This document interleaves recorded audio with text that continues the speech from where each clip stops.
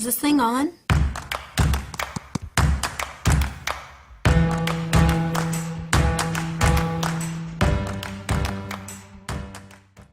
Hey everyone, I'm Megan and I blog at welcome to the zoo.ca, and I'm so glad to see you again. We've been answering questions from home daycare providers just like you. And before we get to today's question, I just wanted to give a shout out to two wonderful ladies. Hillary, who has a website at happyheartsdh.blogspot.ca, and go check out her website. She's got a wonderful home daycare, got lots of great stuff on her website, and it's a great example of how to build your own website for your home daycare. Another one that I've had sent in was from Stephanie, and Stephanie runs WeStudyToShow.com, and it looks like a really wonderful, well-rounded daycare that she's got going. And I would encourage you to check that out too. If you don't have a website for your own home daycare, I would really encourage you to get one. So essential. I've got another video on that. You can check that out and my reasons why.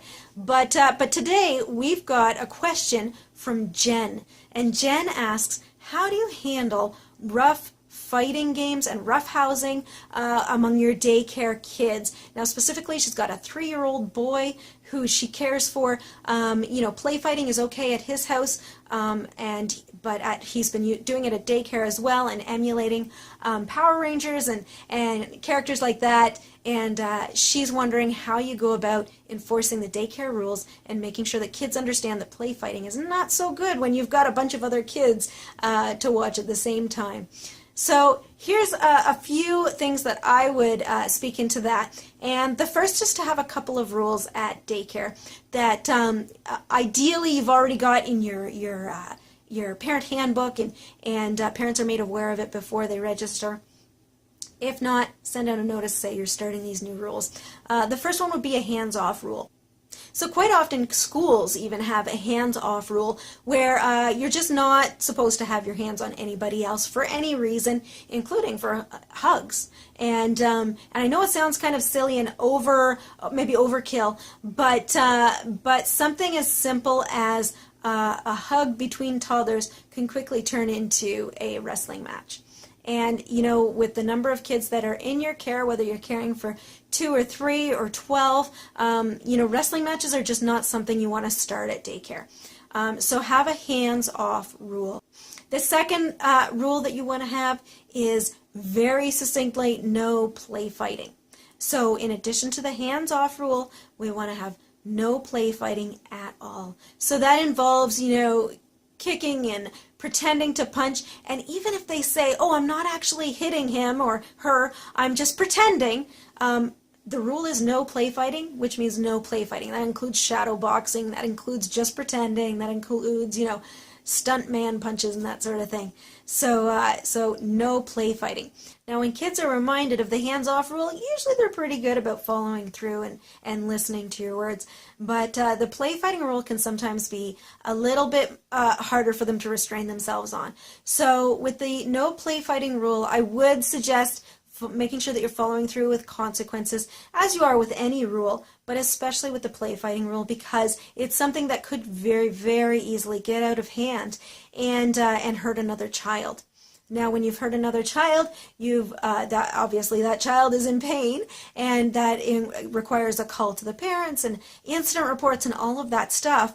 But at the same time, that starts to reflect badly on your business if kids are getting hurt because of play fighting. And other parents are looking at that, and even if it's not their child that was hurt, they're saying, oh, if this stuff is allowed in this daycare, maybe I don't want my kid to be here. So it can hurt your business, which is why it's another good reason to really enforce it. And if there's play fighting, what I would do is remind the kids of the no play fighting rule and immediately separate them. Not put them in timeouts, but send them to opposite ends of the playroom or distract them with other activities. Tell them to go play separately for a little while. If they continue to break the rule, then of course then there's other consequences, timeouts and things like that, and talking to the parents. But in the meantime, it's usually just kids having fun, and they get a little out of hand, and they forget themselves. And so they just need a moment to kind of take a breath and realize, oh yeah, that was breaking the rules.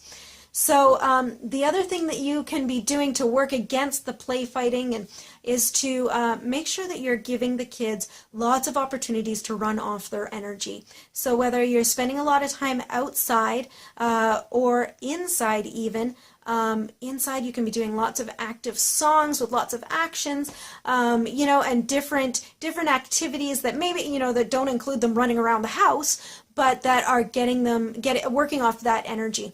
So even some directed exercises, where they're doing push-ups or they're doing some kind of crunches, stylized for kids and simplified for kids, jumping jacks, that sort of thing. Even just jumping up and down, or a fast-paced game of head and shoulders where they've got their own space, they're burning off their energy in their own space, and they're not tempted to play fight.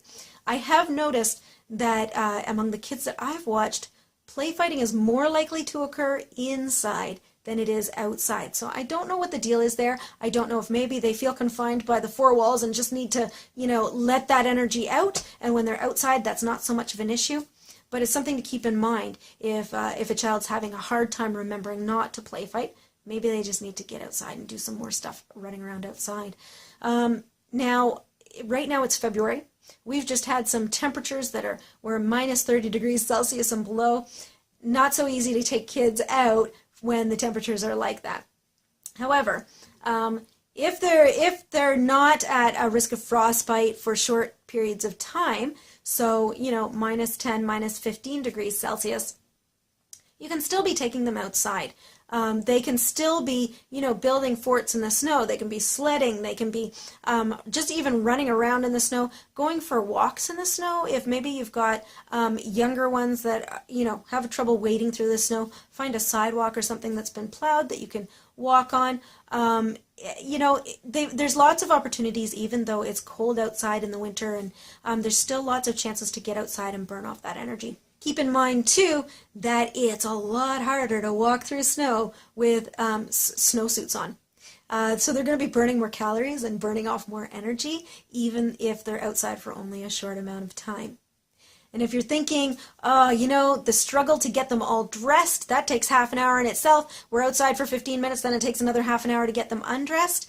Guess what? While they're getting dressed and undressed, they're learning those self-help and independence skills, using zippers, buttons, Velcro, taking their boots off and on, their hats and mitts off and on. Those are all valuable learning experiences. So even though it feels to you like that's a waste of time to get them outside for a short period of time, they're still learning a great deal through that. And as a daycare provider, it's part of your job to offer them opportunities like that. So don't look at it as wasted time. Look at it as useful, valid teaching time for the kids.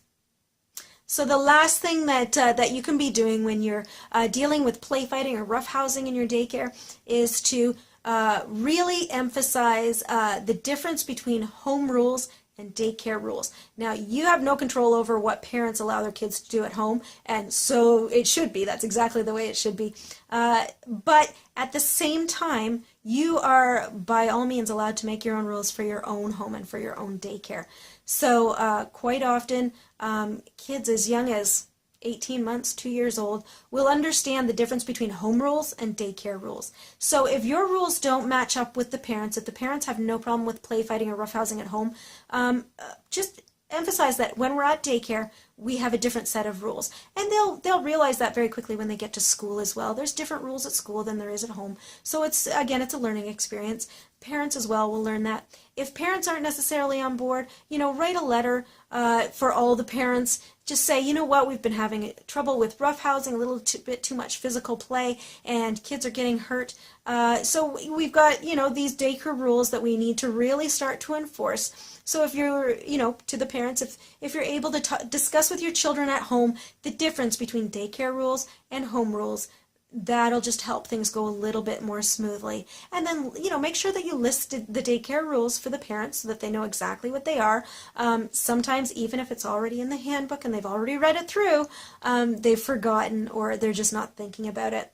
And, even if they don't see a reason to not allow roughhousing, the truth is it's your daycare, and whether they agree with the rule or not, they should still be respecting it and enforcing it with their child. So I will catch you next time. See you then.